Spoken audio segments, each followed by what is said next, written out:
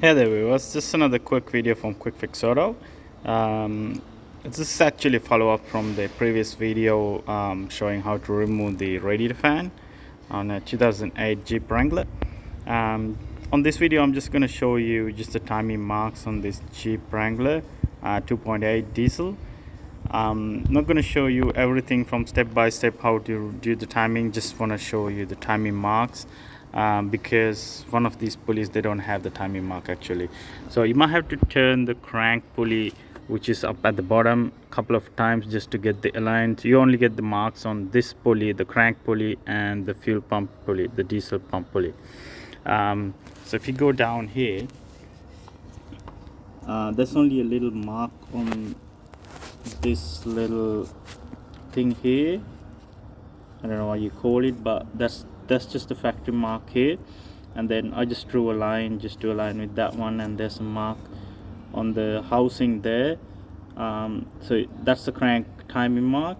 And when you come to the left side, that's your diesel pump.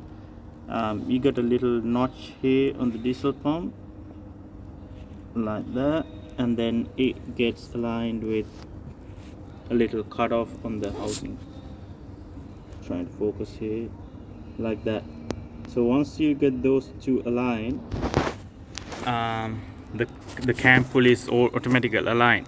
The proper way to do this is you just got to remove this rubber cap here, and then there's a special tool that goes in and then locks the cam in place, because this is a dual cam system, but only you got cam gears inside and you get another cam here, so you just lock it up in this place. That's how you lock this one up, but I don't have that tool, and then just put a mark here just to make sure it goes back in the correct place. Nothing so crazy. You can lock up the crank pulley as well.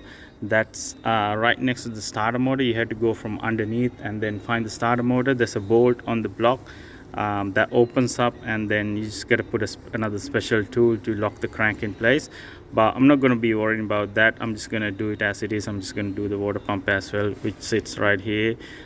This model got two different types of water pumps, so before you order any parts, make sure you have a actually look at it, select which one it is, and then you're good to go. It's pretty simple setup, and then putting it back together is pretty much the reverse process of everything.